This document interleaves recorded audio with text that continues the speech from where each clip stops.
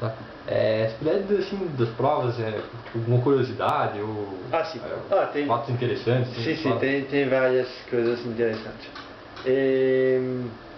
Bom, em 2007, quando eu comecei a participar das provas, eu me lembro que na prova de 300, quando eu cheguei em Ponta Grossa, perto de...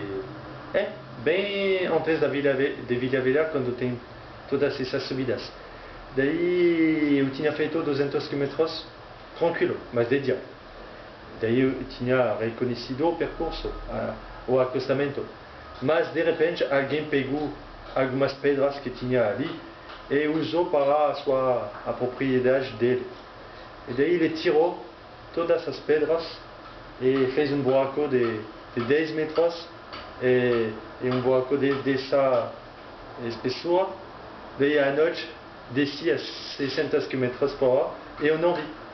Daí quando eu vi, eu já tinha dentro do buraco. E quando eu estava dentro do buraco, eu já estava no meio da estrada.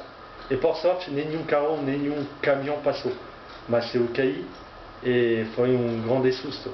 Daí, esse tipo de experiência, quando você consegue a vencer, te dá mais experiência e mais sabedoria para depois fazer outras provas, porque lá você fala para você, quando é muito perigoso, quando tem mínimo perigo, daí você tem que prestar mais atenção.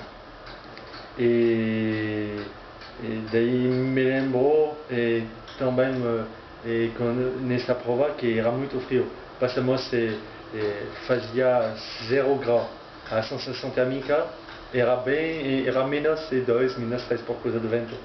E daí o Pedro Burba me lembrou que eu e ele estávamos com muito frio. E eu vi também uma pessoa de idade de 70 anos. Foi uma outra prova. Eu tinha feito uma prova de 300 km. Ele já participou, eu já vi ele, não me lembro o nome dele, mas ele tem, eu acho que ele tem 70 anos. E uma vez estava subindo lá para chegar em Castro e não aguentava de pedalar. E ele estava lá na minha frente. Ele tinha mais de 70 anos. Um cara que tem mais de 70 anos, e eu, jovem, 35 anos, e que está atrás dele. E me lembro que era depois de ter feito os 1200 lá na França.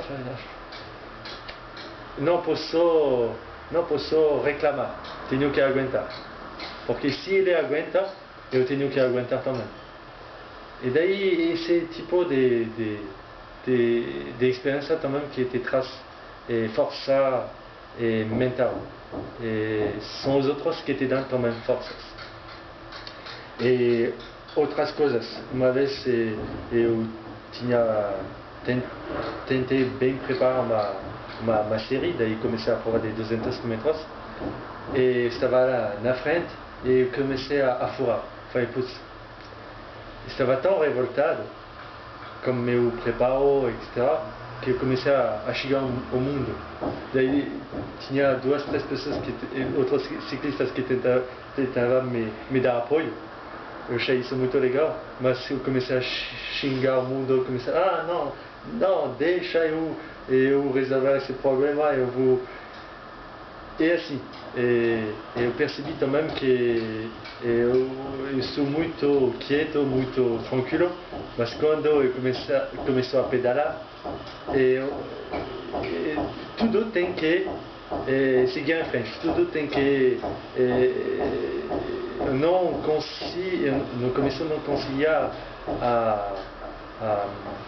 eu tive que aprender a ficar mais quieto, a ficar mais calmo e a aguentar, a ultrapassar esse tipo de problema. O que mais?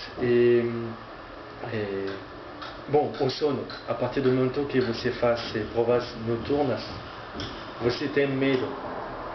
Você tem medo porque você não sabe o que e uma prova noturna, o que é pedalar à noite.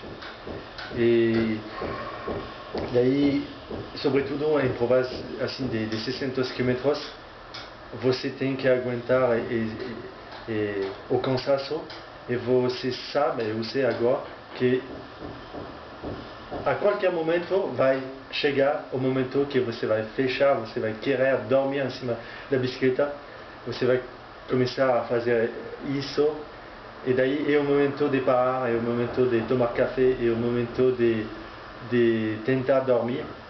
Quando eu fiz os 600 km, eu estava voltando com o carro, e daí ele viu isso. Ele falou: David, pare, estava no meio da estrada, pare, é melhor dormir. Daí fiquei lá no meio do acostamento, os caminhões passavam, era frio, era 4 ou 5 horas da madrugada, e eu dormi só 15 minutos. Ele me acordou, mas eu tive a impressão de dormir 2 horas. Esse tempo de 15 minutos me ajudou bastante porque me permitiu de terminar a prova. E daí você não tem que lutar contra o sono, você tem que dormir. Senão não vai aguentar, eu acho que você vai ter vontade de desistir, porque se você não tem a tua cabeça bem concentrada, não dá para pedalar. E bom, isso foi no Paraná. Na França, eu vi pessoas, por causa da chuva, por causa do cansaço, dormir em cabines telefônicas. Era muito frio. Não, é assim, como um espaço pequeno, eu estava assim, dormindo assim. Eu vi pessoas dormir lá no acostamento. Eu vi pessoas, inclusive aconteceu comigo, você chega no posto de controle, daí tem cantinas, você chega ali, você quer comer tudo, porque você chega com muita fome, quer beber tudo, quer comer tudo, daí você enche tua plateia ali, daí você come menos de 50% do que você colocou ali. E daí uma vez eu coloquei a plateia ali na mesa, e antes de comer, eu dormi. Daí me acordei meia hora depois com menos fome, daí comi só a metade. E eu vi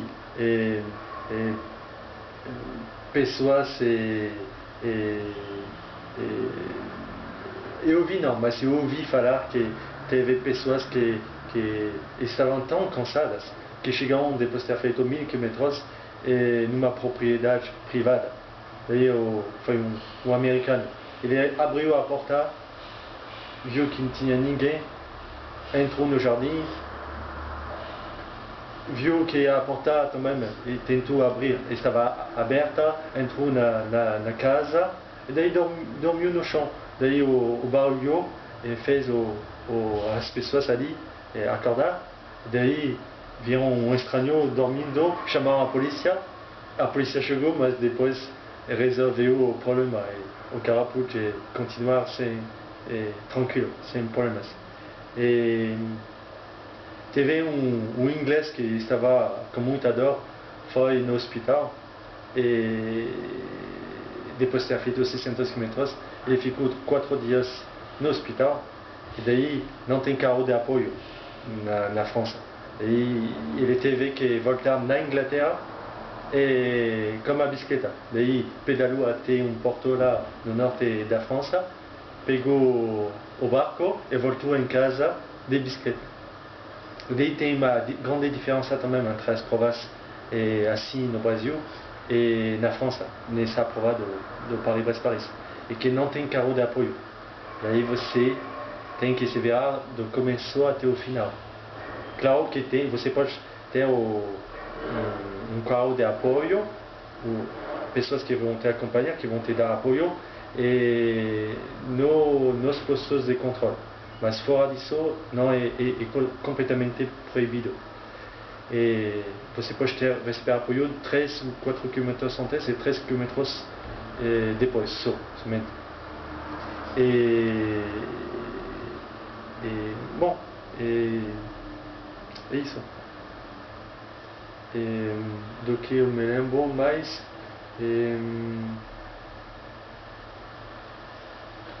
bom, é isso. Só por fechar, assim, É. do que você conhece assim, das provas aqui do Paraná com Sim. o restante do Brasil, assim, em termos de organização, de dificuldade das provas, o que você destaca assim, de melhor e de pior, assim, que pode ter?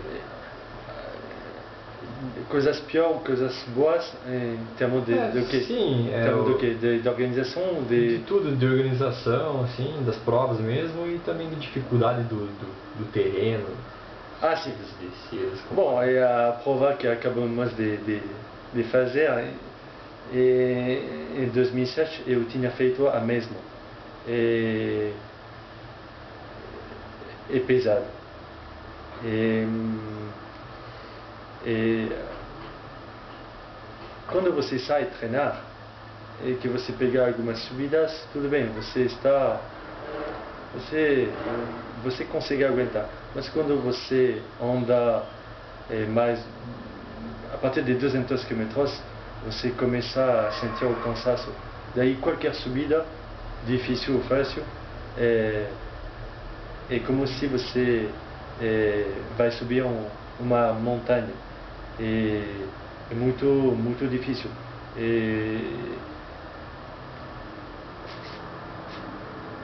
Eu ouvi falar que as provas no Paraná são as provas mais difíceis no Brasil. Justamente por causa dessas subidas. Quase nada é plano. A única prova que eu fiz e que era meio plano foi a prova no litoral. Senão o resto, vamos dizer que a organização tenta nos poupar, escolhendo os trechos que têm menos subidas. Mas eu acho que quem consegue fazer uma série completa até os 600 no Paraná, consegue fazer o Paris-Brest-Paris, ajuda bastante. Eu acho que isso também.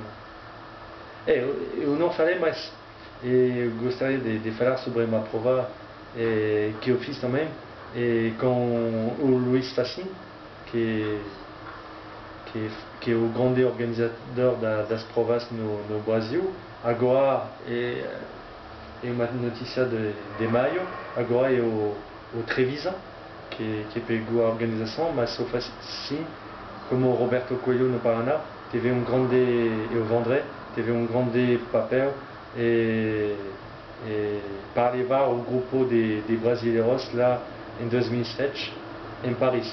E eu tive a oportunidade de participar de uma prova, a primeira prova no Brasil, que se chama Flèche, como Flèche, uma Flèche Velocio. E Flèche Velocio é uma prova que você pode andar, tem que andar até 5 pessoas, e daí por equipe.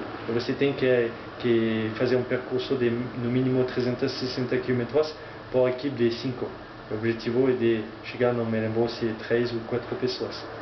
E daí eu fui no Rio Grande do Sul e eu participei também dessa prova. E foi uma experiência também interessante, porque lá pedalar em grupo, você tem que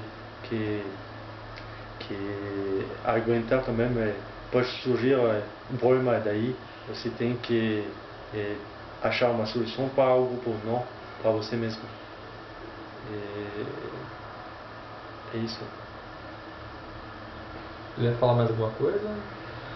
Tá no finalzinho a pilha também. Não, é isso. Estou muito feliz porque eu acho que iremos pedalar no Paris-Brest-Paris. E para mim isso é uma grande festa.